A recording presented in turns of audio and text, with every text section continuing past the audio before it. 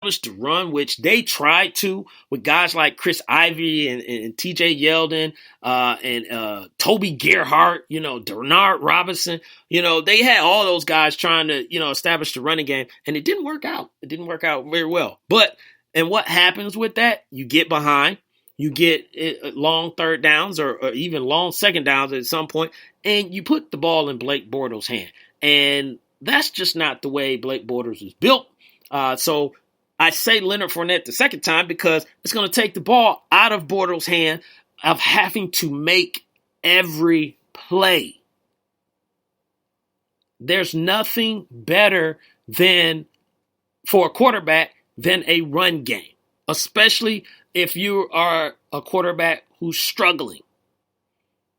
It minimizes the time as many times the ball is in the air. It minimizes, all the decisions that you have to make. It makes the game a lot more easier. You've seen again what Zeke did for Dak, coming in. If they did not have a running game, let's say the Cowboys had went with, Jalen Ramsey, instead of Zeke, and Tony Romo goes down, and now it's all on Dak. You do got Darren McFadden and I'm forgetting the gentleman. He played for Washington. Why am I forgetting his name? I want to call him Albert, but they're not Zeke. So that's why I say Leonard Fournette the second time, because it takes the balls out of Bortles' hand. The other thing it does is that you control the game. You control the flow. Their defense was decent, was serious. They finished 6th in defense. And they were allowing 25 points a game for an offense that was not helping them out at all. And they were still 6th. Now, what do you think defense, especially? They got Calais Campbell. They picked up Calais Campbell. Now, Jeremy Fowler, he got in a little bit of trouble, so we don't know, what that is going to play out. Or Dante Fowler. I said Dante Fowler. So we don't know what's going to happen with that. Some may happen, some may not. But you picked up Calais Campbell. You got Jalen Ramsey. You got Paul Pulaski. You got Tevin Smith. You got all these studs, on defense. Jacksonville is my dark horse. They are the team that I see making the flipping the script and actually being what they're supposed to be. And they got new coaching.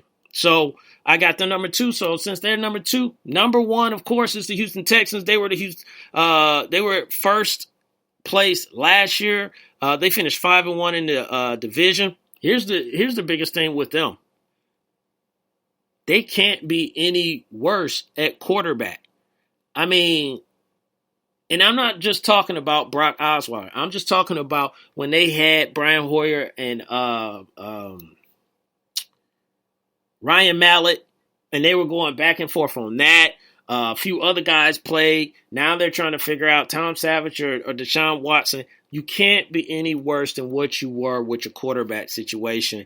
And you got the number 1 defense, and that was without J.J. Watt, and you will have J.J. Watt back. J.J. Watt still could even play offense again and play tight end. So you line up, and you got C.J. Fedorowicz and J.J. Watt opposite sides on tight ends, or they line up side by side. You can do some things, but you need the quarterback. With that defense, they will still be elite. Just like they were last year. You just need quarterback play. If you can get that, you are good to go. So, recap. Number 4, I'm going to put the Tennessee Titans. Number 3, Indianapolis Colts. Number 2, the Jacksonville Jaguars. And number 1, going back to number 1 in the division again, is the Houston Texans. So, ladies and gentlemen, without further ado, book it.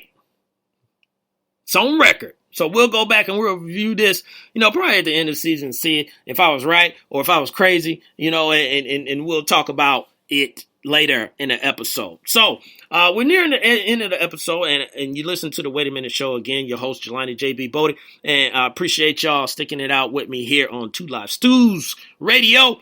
For those who know me, I love to keep it positive. You know, there are some things that you just need to talk about that maybe aren't as positive, but I love to just keep it positive because there's so much negativity out there in the world that if you can do something, hear something, read something, or whatever it is that's positive, I'm down for it. So we're going to end this very positive, and I want to talk about basketball again. And James Jones, yes, James Jones, that everyone kind of put a little, comedy on him, that is LeBron James' boy, and he basically played the last 7 years, been to the final 7 years, and rolled with LeBron in Miami and Cleveland. He has called it quits after a 14-year career, and this brother has got hired by the Phoenix Suns as their VP of basketball operations. So, I want to bring the kids in. I know y'all are probably asleep, but get your butt up in here. Give it up for James Jones. And the reason I say that is that now I understand what James was doing. He was playing basketball, but also he was with two organizations where he learned from, he learned from LeBron, but I'm sure he learned some stuff from LeBron, but he spent time in Miami with Pat Riley. Eric Spoelstra. You can't, and I'm pretty sure during that time he was there, he was prepping himself for the next level or the next stage of his career. And then he went to Cleveland, and I'm sure gained knowledge there. They put a team together pretty fast. I think he probably learned, he already know how to deal with players and everything, but he learned the back end. And this is the reason I bring this up, because this is so great. So great for a brother who leaves the league or retires from the league, and he has a plan in place. And he implemented that plan. He knew what he wanted to do. Obviously, he probably was working behind the scenes. He went in, interviewed well, and he got the position. So that's in itself is just good. It's just good to see someone, after they're done, they're moving on in a different direction, and it work out for them. So it's nothing, in the hidden agenda or anything like that. It's just great. Ruff Buff said James Jones, the luckiest NBA player of all time.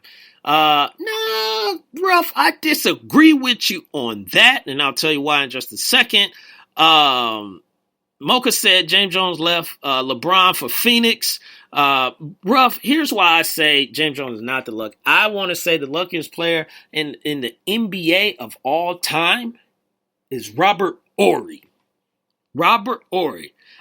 Ruff said has not made a jump shot in 7 years, but got 3 wings and walking into a front office job. That is nice, but I would put Robert Horry above that. You get to play your career. Check this out.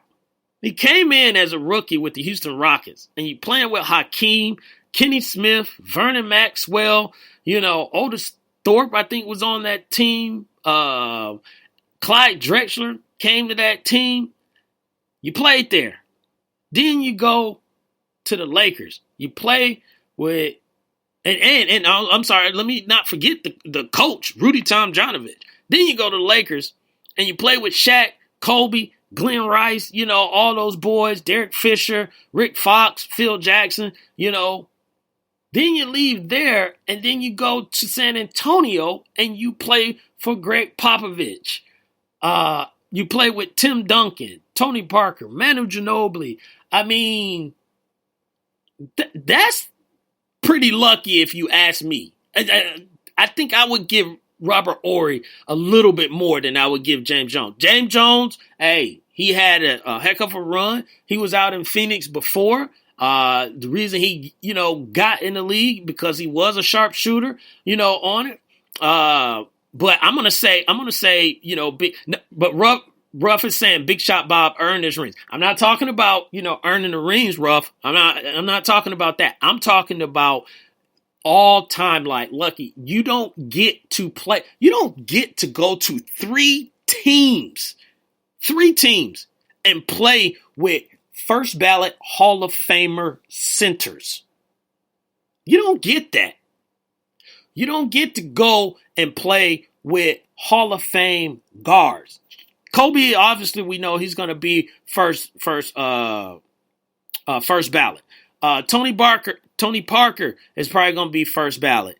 Kenny and Vernon Maxwell, not necessarily, but Clyde Drexler was a guard. He played with him. And then 3 Hall of Fame coaches. That's a nice run. That is a nice run. But you're right, Ruff. He did earn his rings. But I think overall, the luckiest player, and maybe I'm using lucky, in a different term than you, Ruff, but the luckiest player to me is Big Shot Bob. No player normally gets that type of opportunity throughout their career, especially changing teams to play for organizations that are winning. And then I'll say that he contribute, to those wins. So I got Big Shot Bob, but James Jones is a lucky man himself too. He got to chill in, Miami Beach, and then win some rings. And LeBron is his boy. Yeah. But Big Shot Bob. I'm going to give it to Big Shot Bob. So, as I get y'all out of here, we're going to end it with, boom, boom, boom. The Big L Award. Yes, so the Big L Award, if you don't know about this award, it's a beef between Big L and Lopan. So Lopan wanted to come out with an award called the Big L Award, but it stands for Big Loser. Indeed. And we're going to award this to a gentleman.